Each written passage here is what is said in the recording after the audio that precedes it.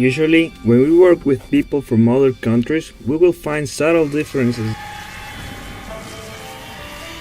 that could result in major misunderstandings.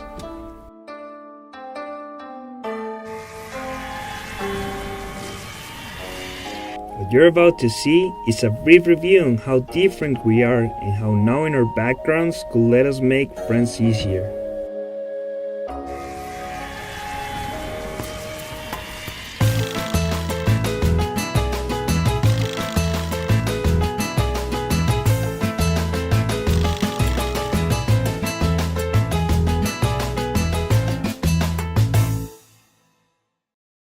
Hey, my name is Abdulhab Al Johar and I am from Saudi Arabia, from a city called Al Hassan.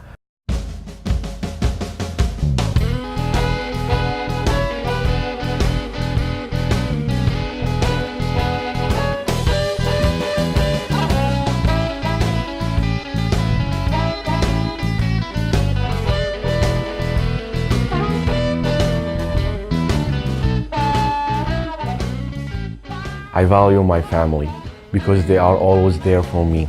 They care about me and want me to be the best person I can be. My family has always loved me, no matter what I have done wrong. They mean a lot to me. Without them, I would not be the man who I am today. Hello, my name is Carl. I'm from Shanghai, the most modern city in China.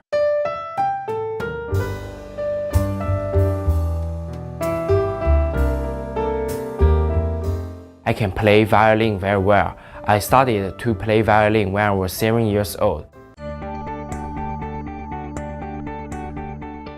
And the Holy Bible can teach you how to become a good person.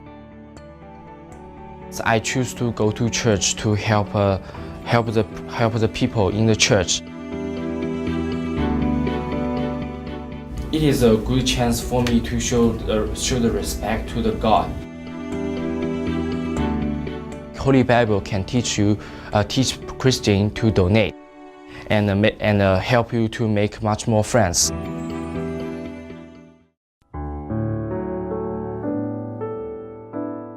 Hello, my name is Yoko. I was born in a small town in Kyoto, and I was there for almost 18 years before I moved on to university.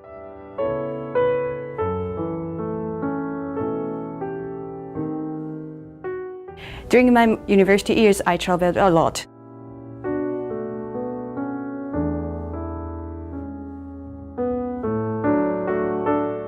And now I've been teaching English for more than 10 years in Kyoto City.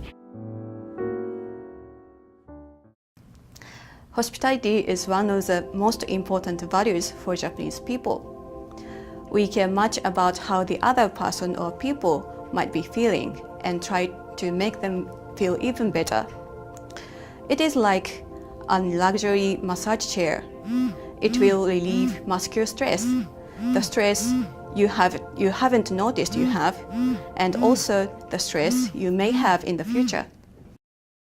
Hi, my name is Sebastian and I'm from Colombia. I'm from a city called Cali and it's in the south part of my country.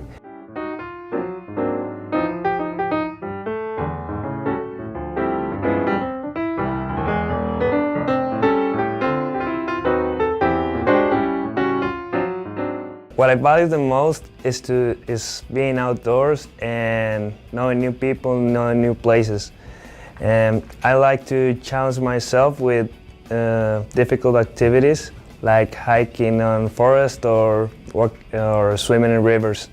It's like that time when I did paragliding. I was a little bit scary because the day was cloudy, but as soon as the day got sunny, it was a really nice activity. I overcome a fear that I had to fly, but at the same time I accomplished a dream that I had. It was really nice. It was like 15 minutes of a peaceful feeling. The values we shared so far are the values we have noticed since we came to the US. But there are more subtle differences that make our cultures different from each other. In the 1980s, IBM asked Hofstede to conduct research to examine subtle differences between 74 countries and regions in the world. Hofstede came up with 5 dimensions of cultural differences from his research: individualism, uncertainty avoidance, long-term orientation, masculinity, and power distance. One cultural dimension is individualism. Individualism refers to the extent of interdependency. This means how much help someone wants when they face problems. Hey Carl, how are you doing here? I'm feeling uncomfortable because my homestay makes me clean the bathroom, but I really don't like to do this. So I drag my feet, but they chew me out. Bummer, that sucks, man. Yes, it's pain in the butt. Well, do you have a discount since you have a chores? No, it cost me an arm and leg. It's ripped off. Oh, you have a blast. I think this family is impersonal. Okay. In this dialogue, Carol just told us that his homestay family is impersonal. But in fact, this is the difference between American culture and Chinese culture. American family typically have contract relationships. They often give their children some housework because they want to help their children become independent. And in China, people do the opposite way. They don't want their children to do anything.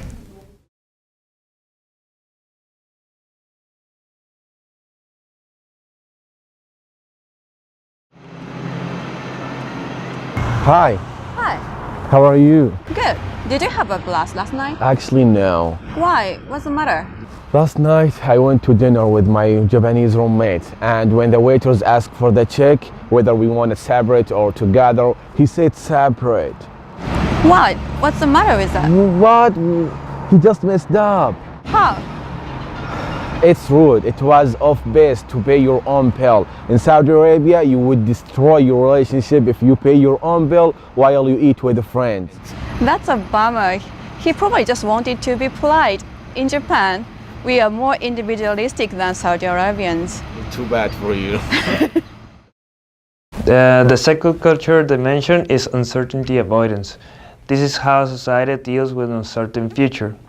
This is the capacity of a society to tolerate new ideas, new technology, or even new foodstuff.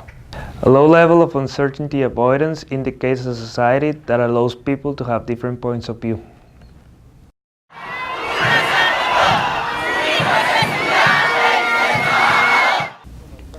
In Colombia, media is owned by senators and family of the president. Therefore, the media is quite biased. When there's a protest, just only one TV network covers it. The rest of them ignore it. So I want to know if it is similar in other countries. I'm going to ask other ELI students. So, it is allowed in your country to be against the government? Yes, if you are against our government, we can say anything we want. And if you speak out against the government, are there any consequences? No, nothing. No, it's not allowed. Yeah, if you say something against the government, you'll be absolutely in trouble. Like, you will be warned by someone, or you will go to the jail if the situation is really serious. And sometimes you just disappear.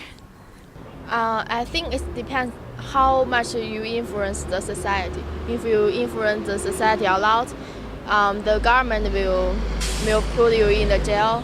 And if you don't have much influences, I think you are safe. So, as you can see, freedom of speech varies from country to country.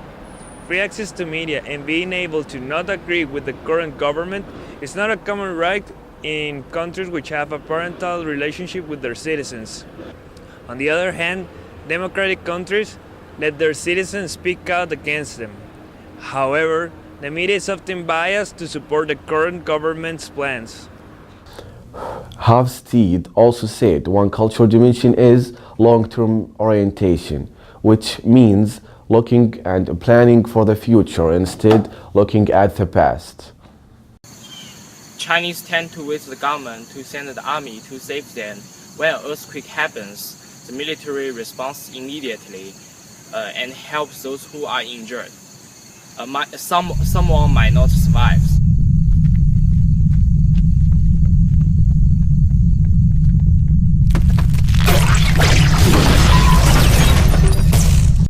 Colombians tend to not be prepared for possible natural disasters, such as a flash flood. If I were in a flash flood, I would be freaked out by the fact that a giant wall of water is rushing towards me.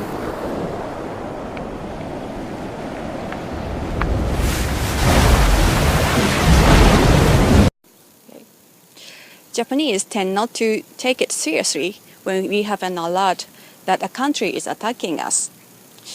When we have the announcement, we just ignore it. So what about you, Habi? If your country were attacked with missiles, what would Saudis do?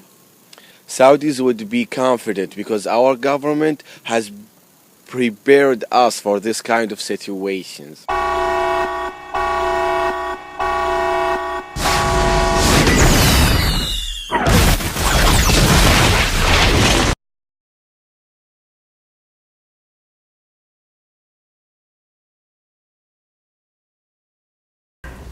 In Japan, to succeed at school often means to get a good test result and to enter a prestigious university. How about other countries? When do you think you could say, I'm successful at school? And when do you start preparing for that success? I will consider myself successful only if I had no regrets after ending this journey. And of course, I started this journey way back when I was in school. In Saudi Arabia, you would consider as successful when you are popular and have the social skills. So if I can get all my grades A and I'm still survive, so I can say I'm successful. And how can I prepare for that? I'm just timing myself and study hard every night and just don't make myself so tired. That's it. The most important thing, I think, if you go to university in America, you should join some party. Like in Japan, it seems that for most countries, to be successful at school is to get good test results. Although most of the respondents answered they would start preparing for their test long before they take them, it appears that their cultures may be short-term oriented because they are focusing on how they are doing now, not how their education will help them in the future. Another cultural dimension is masculinity. In a masculine society, people pursue their own goals. What is most important to them is to achieve those goals and to be the best in the field.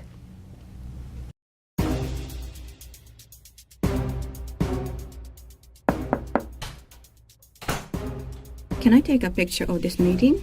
I suppose.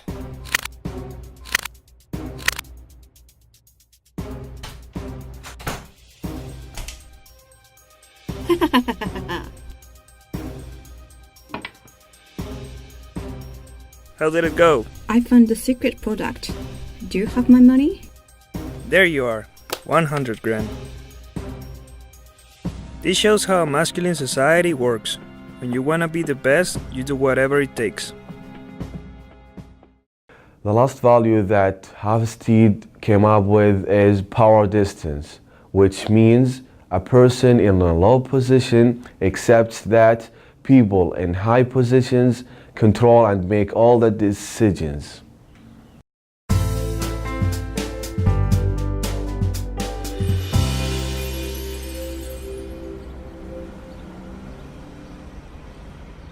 Hello, Yoko. How are you? I'm fine. How about you? Well, I'm not so good because I got in trouble with my boss. I'm pretty bummed about that. What happened? I blew up at my boss. You're free this evening after work, aren't you? Yes. Are you accepting anyone to come to the office? I can stay here if necessary. No. Would you mind coming to my house after work today to wash the windows and sweep the floors? My mother is coming tomorrow and my housekeeper has just called me and said she has to take a day off because she got a cold. My wife is not good at doing that kind of stuff, you know. What? Are you out of your mind? How could you ask me to do such a thing? Who do you think I am? Your slave? Oh, you might get into big trouble, Carl, because in his country, you should respect a person who is in a higher position than you. You must not talk back to your boss. The boss is the boss. He is the person who pays your salary. I know. I will try to communicate with him, but I'm not sure. I don't think he will forgive me. I'm afraid I will be fired. After all we have seen, there's no doubt that our differences aren't a big barrier between us. Once we understand how to connect with others by respecting their cultural backgrounds, we can have friends from all around the world. How cool is that? So the next time you want to communicate with others, try to use what you have learned here. Aren't you excited? Go ahead and make some friends.